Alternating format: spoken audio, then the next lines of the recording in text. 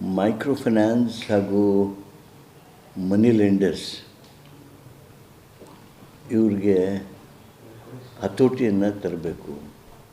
ರಾಜ್ಯದಲ್ಲಿ ಬಡವರನ್ನಾಗಲಿ ಅಶಕ್ತರನ್ನಾಗಲಿ ಮನಬಲ್ಲಂದಂತೆ ಥಳಿಸಿ ವಸೂಲಿ ಮಾಡುವಂಥ ಪ್ರಯತ್ನಗಳು ನಡೆದಿವೆ.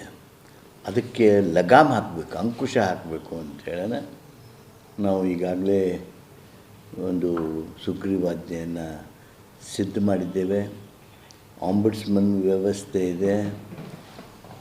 ಅದರ ಜೊತೆಗೇ ಪೊಲೀಸರಿಗೆ ವಿಶೇಷ ಅಧಿಕಾರವನ್ನು ಹೆಚ್ಚು ಮಾಡ್ತಕ್ಕಂಥದ್ದನ್ನು ಮಾಡ್ತಾಯಿದ್ದೀವಿ. ಜನರ ಗೌರವ, ಜನರ ಬದುಕಿಗೆ ಆತಂಕ ಮಾಡ್ತಕ್ಕಂಥ ವಸೂಲಿ ಪ್ರಕ್ರಿಯೆಯನ್ನು ನಾವು ಒಪ್ಪೋದಿಲ್ಲ. ಅಮಾನವೀಯವಾಗಿರ್ತಕ್ಕಂಥ ಯಾವುದೇ ಪ್ರಕ್ರಿಯೆ ಇರಲಿ ಅದಕ್ಕೆ ತಕ್ಷಣ ಲಗಾಮ್ ಹಾಕುವಂಥ ಕೆಲಸವನ್ನು ಮಾಡೋದಕ್ಕೆ ಈಗಾಗಲೇ ನಮ್ಮ ಮಸೂದೆ ಸಿದ್ಧವಾಗಿ ಸುಗ್ರೀವಾಜ್ಞೆ ಮಾಡೋದಕ್ಕಾಗಿ ಮಾನ್ಯ ಮುಖ್ಯಮಂತ್ರಿಗಳ ಅಂತಿಮ ನಿರ್ಣಯಕ್ಕೆ ಅದನ್ನು ಕಳಿಸಿಕೊಟ್ಟಿದ್ದೇವೆ.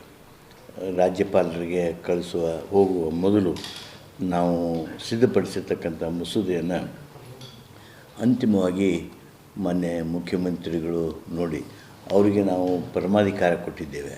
ಮೊನ್ನೆ ಕ್ಯಾಬಿನೆಟ್ ಸಭೆಯೊಳಗೆ ಇದನ್ನು ಅಂತಿಮಗೊಳಿಸೋದಕ್ಕೆ ನಾವು ಪರಮಾಧಿಕಾರವನ್ನು ಕೊಟ್ಟಿದ್ದೇವೆ. ಆದ್ದರಿಂದ ಅವರು ಅದನ್ನು ಇವತ್ತು ನೋಡಿ ಬಹುಬೇಗ ರಾಜ್ಯಪಾಲರಿಗೆ ಕಳಿಸ್ತಾರೆ ಹಾಗೆ ಅಂಥೇಳಿ ನಾನು ಆಶಾಭಾವನೆಯನ್ನು ವ್ಯಕ್ತ ಮಾಡ್ತೀನಿ.